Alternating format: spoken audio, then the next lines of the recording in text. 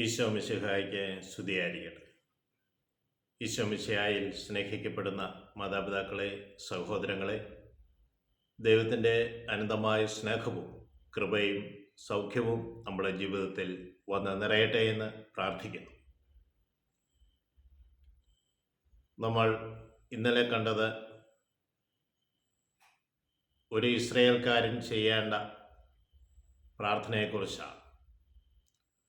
അവൻ്റെ ജീവിതത്തിൻ്റെ അസ്തിത്വം തന്നെ നിലനിൽക്കുന്നത് ഈ പ്രാർത്ഥനയിലൂടെയാണ്.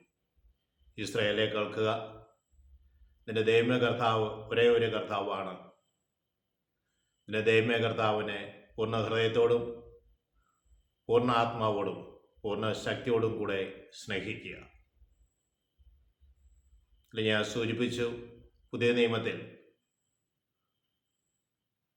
മാർക്കോസിന് സുവിശേഷം 12-ാം അധ്യായം 28-ാം തിരുവചനം ഈ ഭാഗം എടുത്തു പറയുന്നുണ്ട്. ഒരു നിയമജ്ഞൻ വന്നാണ് അവനോട് ചോദിക്കുക. നിയമജ്ഞൻ അവിടെ വന്ന് അവനോട് ചോദിക്കാനുള്ള കാരണം, പുനരുത്ഥാനമില്ല എന്ന് വാദിക്കുന്ന സദുക്കായർ ഈശോയോട് ഒരു ചോദ്യം ചോദിക്കുന്നുണ്ട്. ഒരുവൻ വിവാഹം കഴിച്ചു, അവന് മക്കളില്ലാതെ മരിച്ചാൽ അവൻ്റെ ഭാര്യ ജീവിച്ചിരിക്കുകയും ചെയ്താൽ അവൻ്റെ സഹോദരൻ ഭാര്യ വിവാഹം കഴിച്ച് സഹോദരന് വേണ്ടി സന്താനങ്ങളെ ഉൽപ്പാദിപ്പിക്കണമെന്ന് മോശയുടെ നിയമത്തിൽ പറഞ്ഞിട്ടുണ്ടല്ലോ. ഒരിടത്ത് അങ്ങനെ 7 പേരുണ്ടായിരുന്നു. 7 പേരും മരിച്ചു, ഭാര്യയും മരിച്ചു. പുനരുത്ഥാനത്തിൽ ഇവൾ ആരുടെ ഭാര്യയായിരിക്കും? ഈശോ പറയുകയാണ്, നിങ്ങൾക്ക് വിശുദ്ധ ലിഖിതങ്ങളോ ദൈവത്തിൻ്റെ ശക്തിയോ അറിയാത്തത് കൊണ്ടല്ലേ നിങ്ങൾക്ക് തെറ്റുപറ്റിയത്.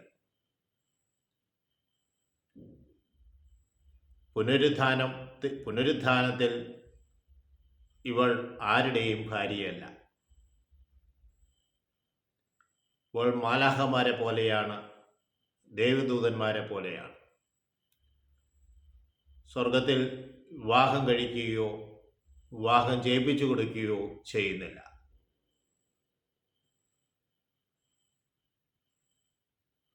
പ്രിയ സഹോദരങ്ങളെ,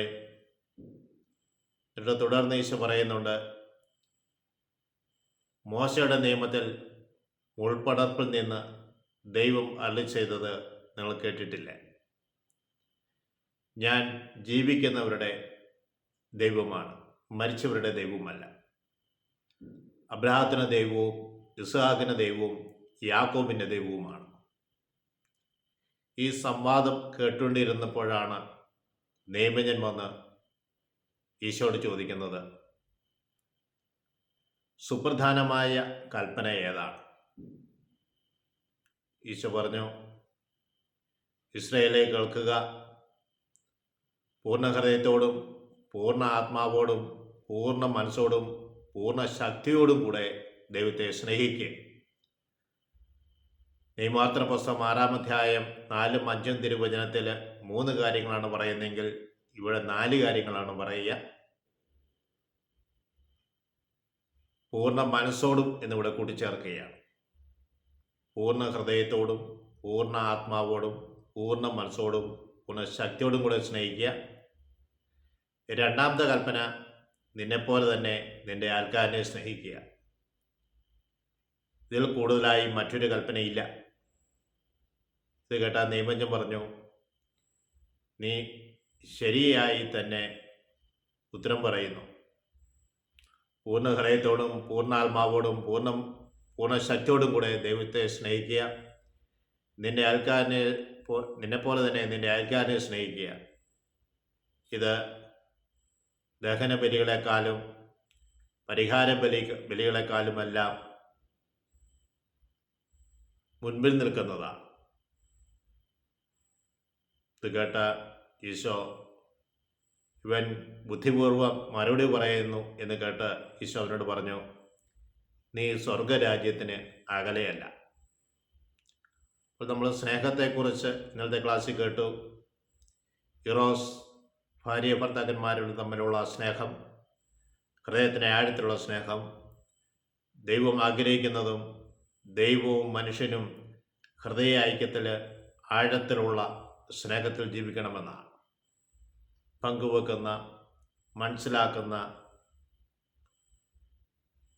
ഒരു ജീവിതം ആയിരിക്കണമെന്ന് ദൈവം ആഗ്രഹിക്കും. അതുകൊണ്ടാണ് പറഞ്ഞത്, പൂർണ്ണ ഹൃദയത്തോടെ, പൂർണ്ണ ആത്മാവോടെ, പൂർണ്ണ മനസ്സോടെ, പൂർണ്ണ ശക്തിയോടെ നീ ദൈവത്തെ സ്നേഹിക്കണം. നിയമാവർത്തന പുസ്തകം 6-ാം അധ്യായം 4-5 തിരുവചനം പറയുന്നത് പോലെ, മർക്കോസിന്റെ സുവിശേഷം 12-ാം അധ്യായം 18-ാം തിരുവചനത്തിലാണ് പുനരുത്ഥാനത്തെക്കുറിച്ച് സംവാദം കേൾക്കുന്നത്. എന്നാൽ ഈ നിയമത്തെക്കുറിച്ച് പറയുന്നത് മർക്കോസിന്റെ സുവിശേഷം 12-ാം അധ്യായം 28 മുതലുള്ള തിരുവചന ഭാഗങ്ങളിലൂടെയാണ്. ദൈവത്തിൻ്റെ കൽപ്പനകൾ സ്വീകരിച്ചുകൊണ്ട് നമുക്ക് മുന്നോട്ട് പോകാം. ദൈവം നമ്മളെ ഏവരെയും സമർത്ഥമായി അനുഗ്രഹിക്കട്ടെന്ന് പ്രാർത്ഥിക്കുന്നു. ഞങ്ങൾക്ക് വേണ്ടി മധ്യസ്ഥം വഹിക്കുന്ന ആശ്രയമാതാവെ തുടർന്നും ഞങ്ങൾക്ക് വേണ്ടി മധ്യസ്ഥം വഹിക്കണമേ. പിതാവിനും പുത്രനും പരിശുദ്ധാത്മാവിനും സ്തുതി. ഈശോ മിശിഹായ്ക്ക് സ്തുതിയായിരിക്കട്ടെ.